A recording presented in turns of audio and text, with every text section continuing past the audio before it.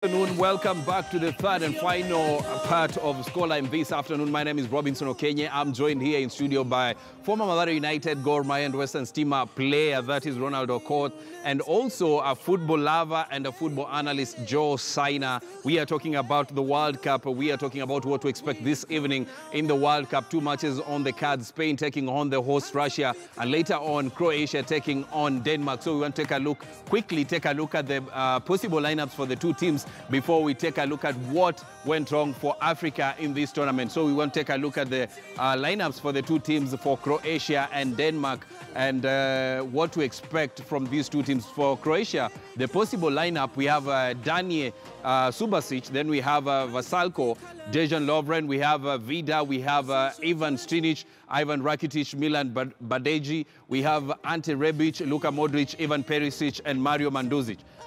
Your thoughts, Ronald, on this squad? Croatia, they have a good team. Yes. Most of their players, they're big players. They're playing in the top European league and the top European clubs. So on paper, I think they have an advantage over Denmark side that is only depending on Eriksen all the time. So I think Croatia, they have a good team. This is the golden generation.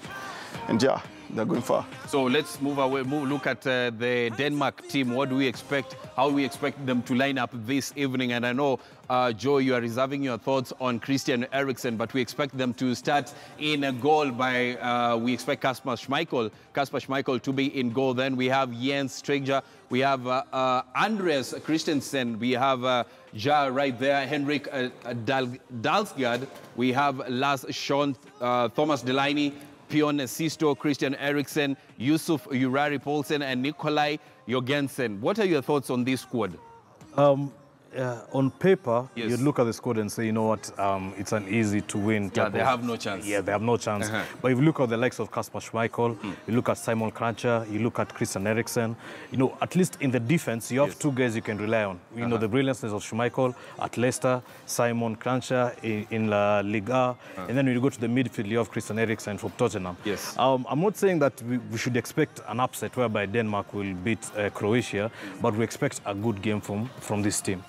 Yes. Now, that is, we are done with the other fixture of the day. Of course, Denmark will be taking on Croatia in the second match of the day. The first match will be Spain versus Russia. Then later on, Denmark versus Croatia. Now, for the first time since 1982, no African team will be in the round of 16. Tunisia, Senegal, Morocco, Egypt, and Nigeria were all knocked out. They will not be in the round of 16. Gentlemen, where did Africa go wrong? Ronald? Well, I don't think we went wrong, but looking at because if you look at the teams that Africa sent to the World Cup, which was our best players, they've been playing in Europe. Yeah. So head to head, we can match them. But if you look at the way we've been playing our tactical discipline, I think it's what has been costing African teams. Yeah. If you look at the Senegal game, the goal they conceded, it was a corner, and you could see Ghana was just standing at the post. So I think such things like maybe our tactical discipline, and you know, at the top level, you make one mistake and you're punished by it. So I think that was our main undoing, trying to stick to our tactical discipline. Okay. Yeah. Thanks a lot, Ronald. We have on call Calvin from Voi. Good afternoon, Calvin. Yes. Hey, niaje, Calvin? Wow. Which team are you supporting at the World Cup? Spain and Croatia. You are supporting Spain and Croatia? Yes, to win. Pick one.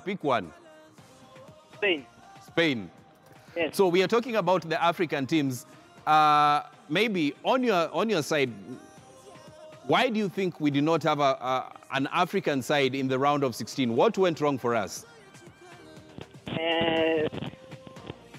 The Senegal team made a mistake in their game. Yes. Between Senegal and Japan. Yes. They could have won the game. Yes. Yes, and they could enter the 16. Yes, so you are supporting Spain. They will be in action this evening against Russia. Do you expect them to be upset, or they will be sailing through to the quarters? They will be waiting through the quarters.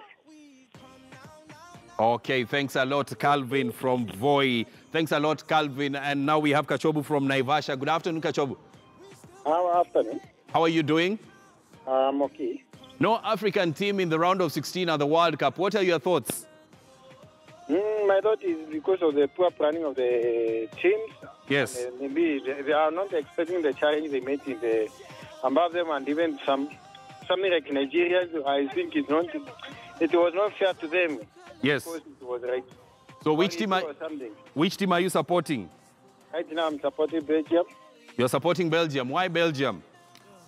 It seems it's composed and it has it is composed. Let me just composed.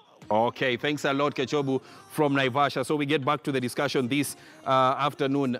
Joe, why is it that we are not having an African team in the round of 16? I attribute it to the coaching system. Yes. If you look at the under-17, the under-21, if you look at the coaching system, it has been consistent. You have the head coach, you have the attacking coach, you have the defensive coach, you have the goalkeeping coach. Never interfered. You come from the under-15, come to the under-18, that way. But when you get to the main squad and you're going to the World Cup, this is when now governments start getting in. Institutions start getting in. The FA of the various countries start getting in. We want this type of coach to coach us. He comes with a different tactic, again, to what Ronald attributed.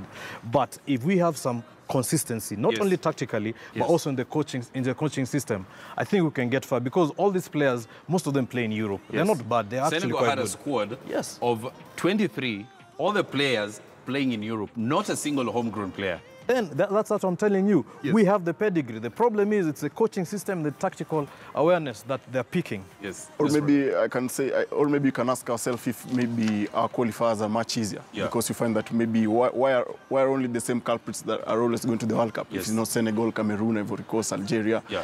So maybe we are not giving them enough competition. That's why you find that the qualifiers are the same culprits who are going to the World Cup. But when they go to the World Cup, the results are different. Yeah. So maybe our quality, we are not doing enough to improve. Yes. Maybe. But if we say that, what do we say about Saudi Arabia? Well, we have Kinyo Babarigan says VAR was a bad omen to Africa and African teams in the World Cup. It's a sham and it should be scrapped off. Watching from Umoja, Team 3 Lions. We want to get into now the top trends of the week. This is what people have been talking about. Remember, Lionel Messi and Ronaldo bowed out of the World Cup, and we would like to start with Messi. Lionel Messi. Argentina lost to France 4-3, and this is what people are saying. We have Anthony Wakita right here saying cha muhimu ni uhai, hashtag Messi. Cha muhimu ni uhai. We go to the next. What other people are saying about Messi. This is Anthony saying cha muhimu ni uhai. Then you have Dr. Shahid Alam says the exit of Lionel Messi and Cristiano Ronaldo on the same day from the World Cup event in Russia shows that football is about teamwork and not a one-man army. No matter you win or lose, you both are the legends and the best so far in football's history. Hashtag World Cup, hashtag Argentina, France, hashtag Messi. We have Alvid K tweets who says, won everything, broke every record, made millions happy, made millions cry. Hashtag Ronaldo, hashtag Messi. We move on to the next one and see what people are saying about Cristiano Ronaldo and Messi rather. We have Manoj Mewada saying, end of an era and the beginning of another. Messi was playing his last World Cup. Mbappe is only 19. He's beginning his World Cup. We move now to Ronaldo. What did people have to say about Cristiano Ronaldo? Let's take a look at what people had to say about Cristiano Ronaldo. Ragnik Nayak said, hope turned into despair, dream became a nightmare. Fate has not been fair as world's best footballing pair say adieu without much of a flair. Hashtag France, Argentina, Uruguay, Portugal. Messi and Ronaldo, two greats unable to score a goal in the World Cup knockouts, unable to lift the cup. My heart goes out to them. Gary Lineker says, both Ronaldo and Messi go home. Both remain without a goal in the knockout stages of any World Cup, and remarkable for two of the game's all-time greats. Talking about Ronaldo and Messi. Then we have Miriam Anwani saying, I'm not sad for Argentina or Portugal. I'm so sad for Messi and Ronaldo, the greatest of all time. The dream of winning the World Cup is finished. And now, as the time come out for their retirement, I'm sad for not seeing these two in the World Cup ever again. Hashtag FIFA will miss you. Then Russia flies off to Portugal. This is somebody trying to work off the mathematics of how the two teams will travel back home. So from Russia to Portugal is 7,318 kilometers. From Russia to Argentina is 17,354 kilometers. This, Moses says, this means Ronaldo will arrive home before Messi. Hashtag the World Cup. So we move on to the other top trends of the week. We have Idriss Gueye. Remember, Senegal lost to Colombia, and Idriss Gueye was comfortably watching as the ball went in. So we have Lavin Asego say, how I watch drama unfold around me, and I'm not trying to have any parts of it. Hashtag Senegal Colombia. What did any other people have to say about Senegal Colombia? Zero Chill says, Africans are too cool to be bothered by a ball. Hashtag World Cup, hashtag Senegal Colombia. So we move on again to what people had to say about this match. We have Mochiwagwe saying, Senegal, Colombia, how I want to mind my own business. This is how Idriss Gueye watched as the ball went in. And we have Ben Alue saying, life of a chilling defender. Just the same, the way he was watching that ball. So let's move to the other moment, rather trend of the week. We have Maradona. He made headlines this whole week as Argentina was playing. And we have Zaman Vlane right here saying, basically my entire life in stages in one frame. These were the reactions of Diego Maradona as Argentina played. His different reactions. So we move on to what other people had to say about Diego Maradona.